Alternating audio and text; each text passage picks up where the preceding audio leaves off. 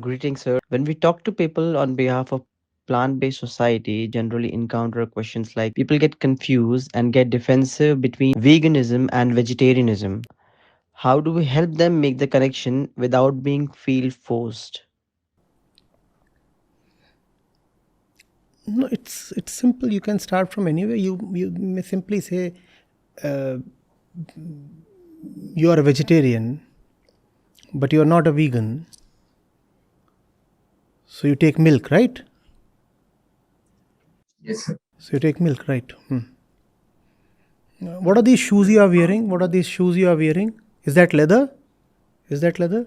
Is that leather? Yes. No, no, no, no. I'm not asking. I'm demonstrating. So that's probably leather. Do you see the relation between the glass of milk in your hand and the leather on your feet? Basic question. You can ask with a wry kind of smile. You need not offend somebody. It's a thing of general knowledge, no? We should be reasonably informed citizens. Do you see where that leather comes from? That leather comes from the same cattle that was exploited to give you milk as long as it could. And when it couldn't, then its flesh was extracted and probably exported. And the leather came to you in the form of your shoes and your waist belts and what else? The wallet in your pocket and many other things. Do you see that milk is the leather? Do you see that the milk is the flesh? Do you see that the milk is not natural? Do you see that the animal is forcibly impregnated? And that's worse than rape. That's worse than rape, actually. The female mammal reminds you of your own species. The female mammal is being artificially impregnated several times over the course of her life so that you can have that kheer, that milk or whatever.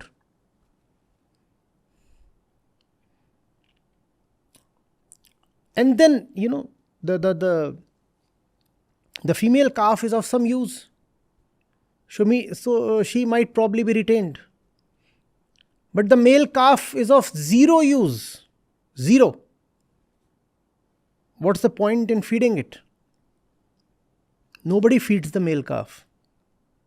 You know where the male calf goes. And the leather from the male calf is extraordinarily soft and therefore quite expensive. It gets sold at a premium.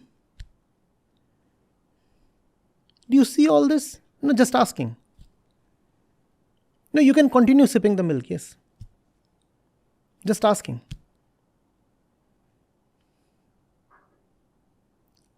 And these are questions of general knowledge, right? I mean, if you sit for the UPSC exams, one of these questions might actually be asked there. So it's not something personal or controversial. I'm asking you something that you should anyway be aware of as a responsible citizen. India has a great meat export economy, and India has a great leather industry.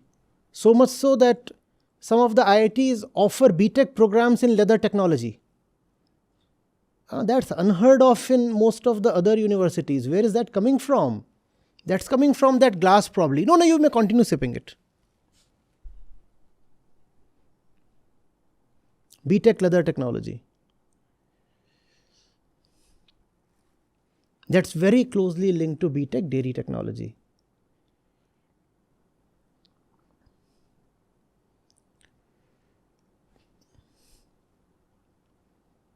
And when you say you are vegetarian, kindly tell me the tree you are getting your milk from.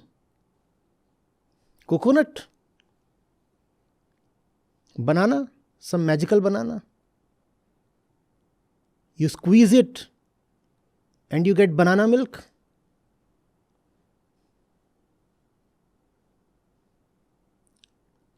Where are you coming from? Which island?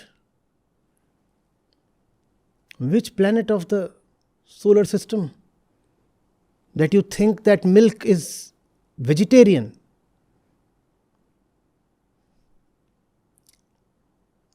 Or if the fellow has some concern towards the ecological disaster we are going through, ask him, do you understand where does climate change come from?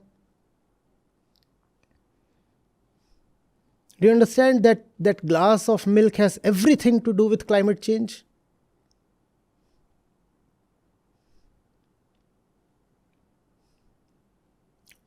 Do you understand where does the depletion of forest cover come from? Do you understand that the cow or the buffalo is a huge animal? And to get to that size, she requires a tremendous amount of feed. Where does that feed come from? That feed comes from clearing away of jungles. You clear the jungle so that you can cultivate grains. 80% of those grains go to animals of slaughter.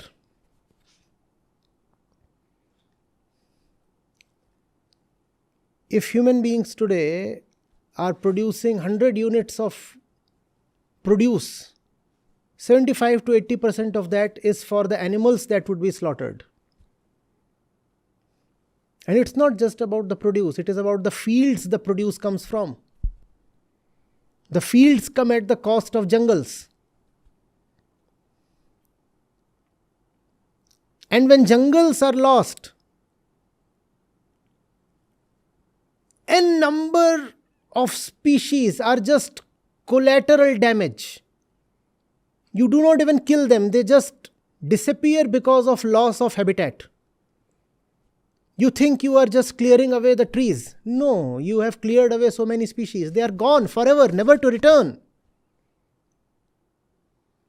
No, why do you want to keep away that glass? Finish it off.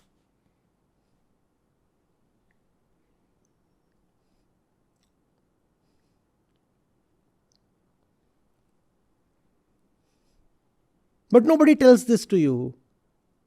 Because the flesh industry, the milk industry, the leather industry, and there are so many other things that you derive from the animal's body. All those industries are interlinked and they are huge.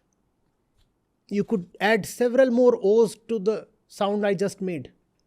Huge, never to stop, infinitely huge.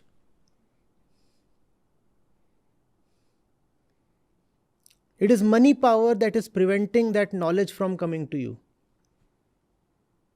It is money power that is preventing from your textbooks from carrying that knowledge. Otherwise, in any civilized society, these facts should have been parts of textbooks, class 8th onwards. These are basic things that any child deserves to know. But governments across the world hide these facts. Are you getting it? Yes, sir. So no offense. Just facts. Just facts. Thank you. Namaste, Acharya ji. My question is from the previous Bhagavad Gita session. Somebody asked a question on veganism. I mean, it was not directly on veganism, but one thing led to another, and there was a certain part where you talked about veganism. So you said that as a human, we are tend to commit violence because of our bodily compulsion. You said it is called in Hindi Sharirik Vivashta. So I mean, how and where we can draw a line to make sure that the violence that we are committing is our bodily compulsion You and not. don't draw a line. Just keep challenging the line. You don't need to draw a line. The body is anyway always drawing the line as per its own agenda. Your job is to challenge the line. You don't need to draw the line. That task belongs to the body. The body keeps drawing a line, and what do? You keep pushing the line, pushing the line. The body is saying, you can have that glass of milk. And you push. You say, all right, after 2 hours. After 2 hours, the body again says, why not have it? And again you push. The line comes from the body. Your job is to struggle, strive. That's what you're here for. To struggle against yourself. Never to draw any line. And you have to go till the point where all the lines get obliterated. So I think it depends on the individual. It's not. It depends on where the line currently is. And at no place can you say that you don't need to push anymore. You just need to keep getting better and better. You have to keep pushing continuously, irrespective of where you are. Because the body will be there till the last breath, no?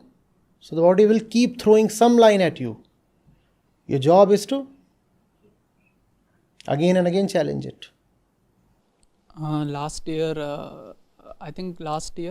we had a session with YV Care on Ahimsa, and there was a lady. She was an activist, and she asked a question with you that they rescue animals, and some of those animals are habitual of eating meat, and in order to make them survive, they have no choice but to feed them meat. So you said that it's wrong because you are saving one animal and you are killing another one just to make that particular animal live, and so that's wrong. And you also said that, and that line stuck with me, you said that we have to apply the same rule on us, even to survive or ourselves. If something happens, suppose we are in a hospital, and in order to survive we have to maybe consume a chicken soup or something, then we have to let it go. See, first of all, don't get into situations where you have to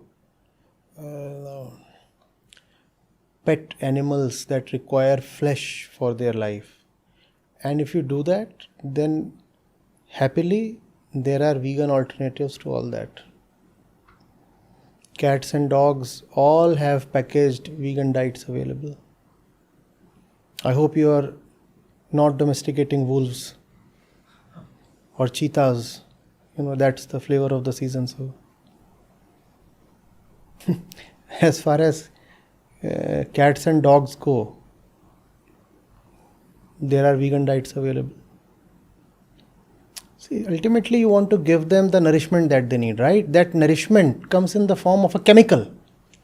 What are vitamins and proteins and all these things? They are just chemicals, right? All chemicals can be factory produced. So you give that nourishment, fine. It's just a chemical, right? Be it B12, be it anything, it's a molecule. You produce that molecule in a factory and take it. You're producing so many things in a factory. For saving, you're producing everything in a factory. Now for saving lives, why can't you produce B12 in a factory or taurine in a factory? Taurine is the chemical that you require for the health of cats' neural systems. That can be produced. But it's super gross to say, I now have a wolf, therefore I am feeding it rabbits. Nope. Or I have a python. Why the hell are you keeping that python? Release it. That belongs to the jungle. And the python can happily survive in the jungle. The rabbit cannot. Once the rabbit has been with you even for, let's say, 6 or 8 months. Now it cannot survive in the jungle. There is no need, in fact, even to domesticate rabbits, frankly. No need. Unless you are rescuing them from somewhere or something. In fact, all kinds of domestication should be strictly limited only to the rescued animals. And even those animals, when they can be on their own, they should be released into the wild. Because they are not made to live with you. You think you are taking care of them. For them, it might be another matter altogether. They don't want to look at your face. You are fond of them. They want to be in their own habitat.